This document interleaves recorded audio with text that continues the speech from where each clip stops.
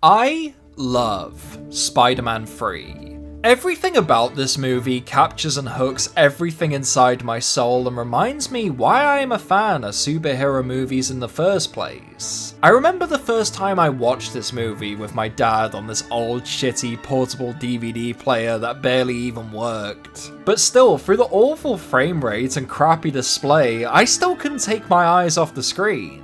There was a ritual with me when I was a child, and that was every family member who visited me had to sit through this movie.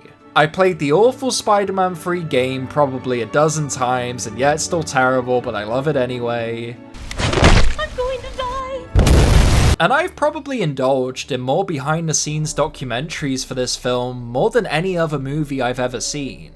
So yeah, I'm a Spider-Man 3 fanboy. But why? Why did I love this movie for all these years despite the hate and, well, despite the memes? Why do I love Sam Raimi's Spider-Man 3? Sam Raimi's Spider-Man series has always been about one thing, if you ask me, and that's being relatable. We see Peter in Spider-Man 1 learn how to balance being a hero alongside his high school studies and early career. In Spider-Man 2, we see Peter struggle with an identity crisis as he slowly loses touch with the reality around him. Spider-Man 2 is really important because it tests Peter on what it means to be a hero by learning to embrace his identity of New York's savior and embrace his responsibility. However, in the final act of this trilogy, we see a very different side of humanity: the temptation of evil. Hey, Parker. My God, Eddie. In Spider-Man 3, almost every single character indulges in the role of the villain at least a little bit. Peter becomes addicted to the symbiote and briefly loses himself to it. Flint becomes the Sandman and uses his powers to save his daughter. And Eddie Brock's hatred slowly consumes him, leading to his fate as Venom.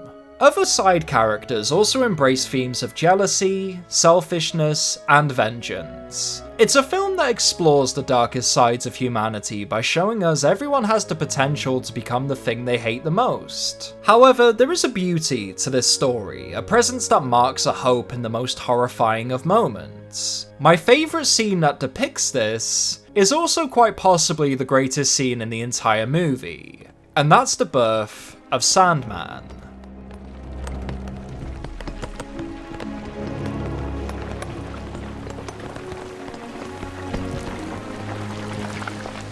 Everything about this entire scene is amazing. There's no other word for it. The scene begins with Flint Marko being vaporized into particles as he screams in pain and fear. When the scientists evacuate the site and the dawn emerges, we see the essence of the past flow through the sand in search of purpose. My absolute favourite thing about this scene, besides the cinematography and the VFX, which have held up extremely well, is the score composed by Christopher Young. The melody that plays is a motif of a quite literally broken man discovering his purpose. As Flint slowly repairs himself, he falls apart and fails to gather the courage to continue, until he finds his daughter's locket, reminding him of his humanity and identity. Scenes like this show us a very different side to this movie, which isn't plagued with studio interference or aria-rad. These moments stick with us because they're triumphant and powerful in their visuals, but also haunting and unfortunate due to their foreshadowing. This scene could honestly just be a short film of showing how love can inspire someone to discover their identity and set forth on a path of self-destruction. So let's just ask a little question. How would all of this look if we flip the script and examine someone who rejects their identity out of spite and hate, instead of embracing it through love and passion? I think it's time we take a look at the Black Suit Spider-Man arc.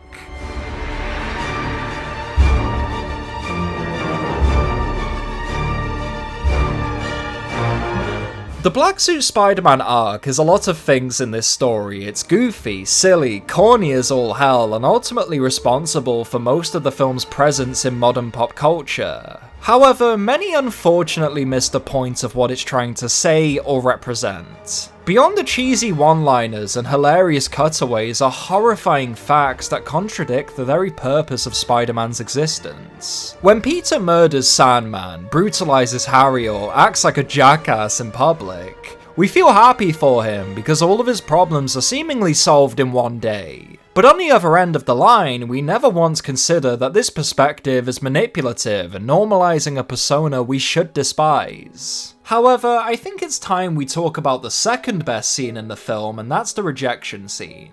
Peter's final night inside the suit is one of my favourite scenes in any movie. After humiliating his date Gwen Stacy and abusing his ex-girlfriend MJ in a surge of anger, he slowly looks down towards the symbol that represents peace and prosperity for so many, leading to a moment that's so beautifully poetic and powerful.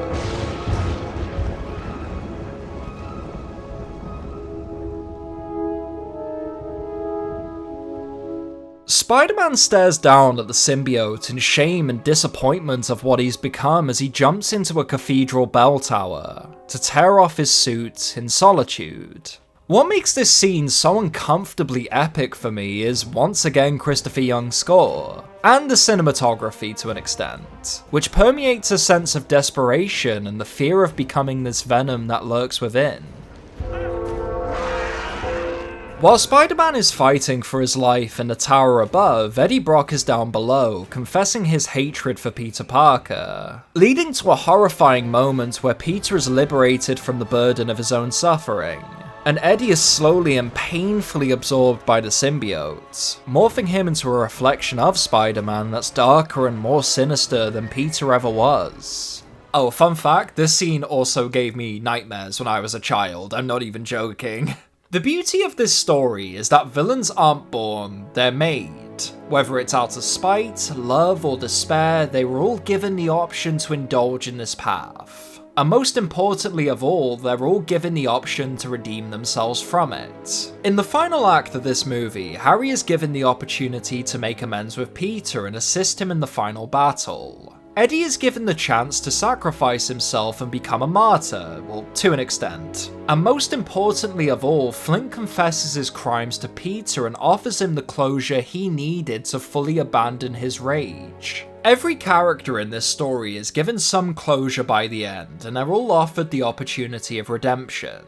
Spider-Man 3 is my favourite in the trilogy because even after all the studio interference, after Venom's inclusion, after all the bullshit Sam Raimi went through, he still made an exceptional movie that holds up today, in my opinion. There's so much more I didn't mention, such as the cinematography, which is probably the best of any superhero movie, the performances, which are honestly quite amazing, or the light-hearted energy, which simply doesn't exist in many movies these days. However, when you next watch this movie, I'd like you to go into it with something in mind. As you watch Peter and MJ weep over their dead friend, as the score swells into a crescendo of love and passion, you'll be saying with me that Spider-Man 3 is beautiful.